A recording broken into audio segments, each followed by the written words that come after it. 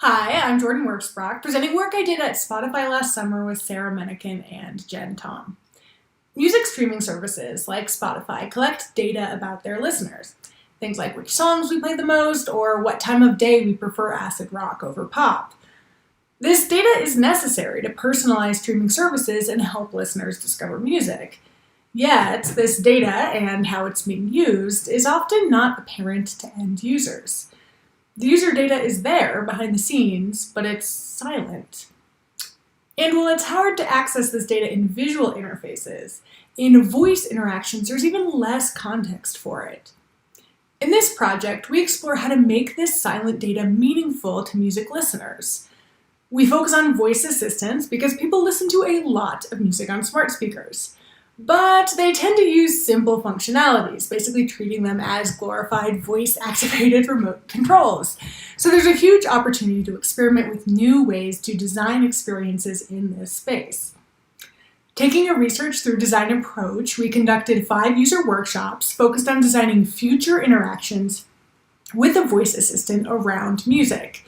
Each 90-minute workshop had a pair of Spotify listeners who'd never met before. We recruited 10 highly active Spotify listeners who regularly use voice technologies and self-track personal data in some way, like keeping a journal or wearing a smartwatch. We focused on these extreme users in order to push beyond current listening and voice paradigms. As a prompt, we gave each participant a data profile generated from their Spotify listening history that included top most played songs, temporal patterns, and genre preferences. We conducted the workshops in pairs so that participants could interpret their personal data in a social context and bounce ideas off each other. The workshops had a range of design activities that encouraged the participants to reflect on their data in diverse ways, including a guided visualization exercise, imagining a future interaction with one of their most played songs and a voice assistant, mapping out conversational voice interactions with structured dialogue cards, exchanging data profiles and discussing them, building a timeline of voice interactions unfolding over the course of someone's life, and finally interacting with Wizard of Oz prototypes of their new voice interactions that incorporated text-to-speech, music, and sound effects. We analyzed transcripts from the design workshops using an affinity diagramming method to let themes emerge inductively. I'm going to share some of our findings in 2 main areas. First, about how personal data can be a design resource, and second, about how calling attention to personal data can inspire new kinds of voice interactions. Through viewing their personal listening history data, participants reflected on their identities as music listeners. Sometimes the data validated pre-existing views participants held, like how they're a person who has eclectic taste or might be a super fan of an artist. But a metric can hold many meanings. Take play counts. A song with a lot of plays could indeed be someone's favorite, but it could also be the music they listen to while they sleep, or perhaps their child's favorite song. Or take the act of listening itself. One participant associated listening with being busy at work. Upon seeing how many hours a week he listens to music, he said that he needs to work less and get outside more, whereas the other participant in that same session saw that metric and commented that he needs to listen to more music, something he associates with fun and downtime. These nuances around data and identity emerged as participants interpreted, reflected on, and designed with their data. As they did, participants were able to ground their futuristic thinking in their current experiences. For example, one participant was fascinated by the discrepancy between her top songs of the past month and her top songs of all time. She reflected on how she goes through phases, where she becomes obsessed with an artist or song and listens non-stop until she gets totally burnt out and can't even listen anymore. So she imagined a voice assistant that could help her manage this behavior and extend the pre-burnout phase. Here's how she described it. I wish it was like when I hit 5 listens in one day, it was like, you've listened 5 times. Here's another artist that opened for her. Or if it gave me other context where I could get distracted from her a little bit. In addition to behavioral data, we also shared metadata that participants might not have been aware of, such as the genres of their favorite artists or their geographic origins. Exposure to this metadata provided a new lens on participants' existing behaviors.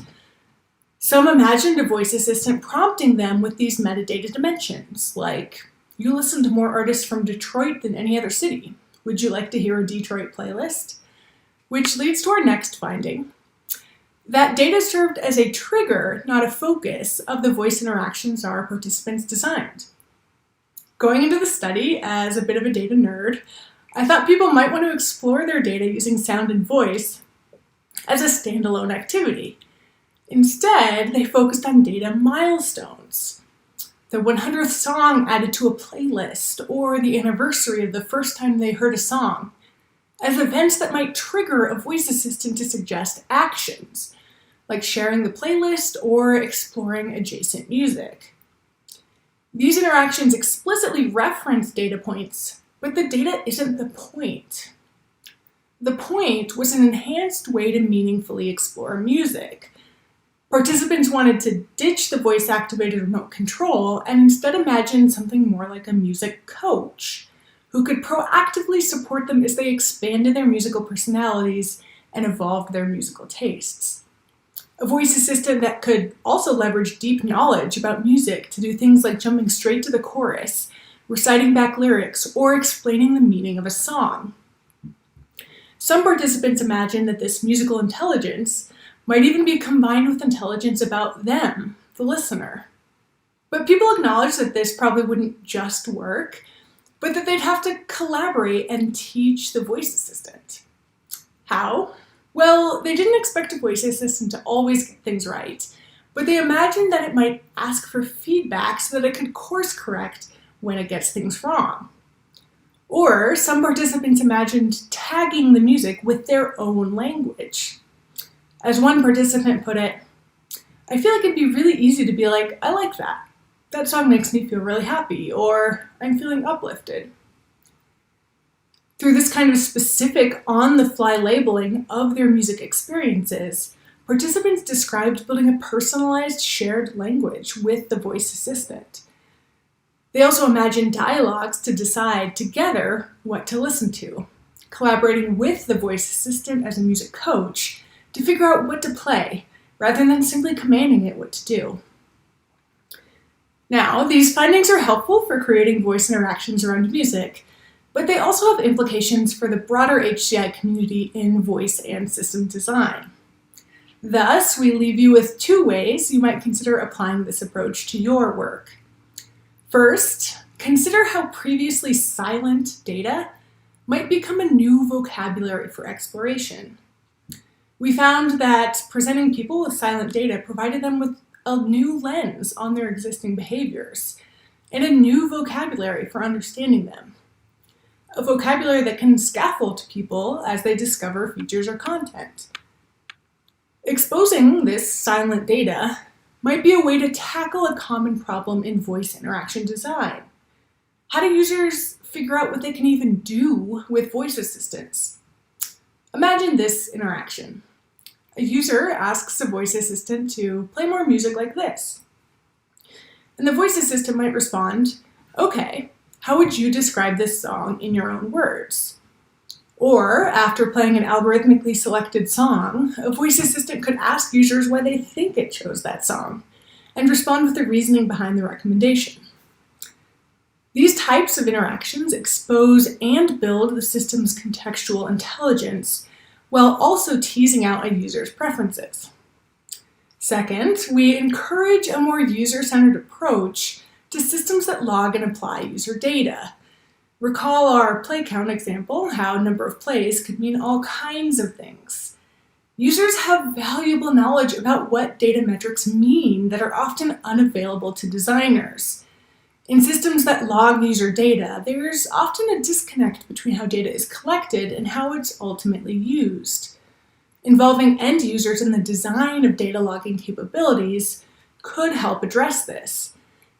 And data-inspired design activities with end users can spark forward-focused, generative discussions about what people can do with their data.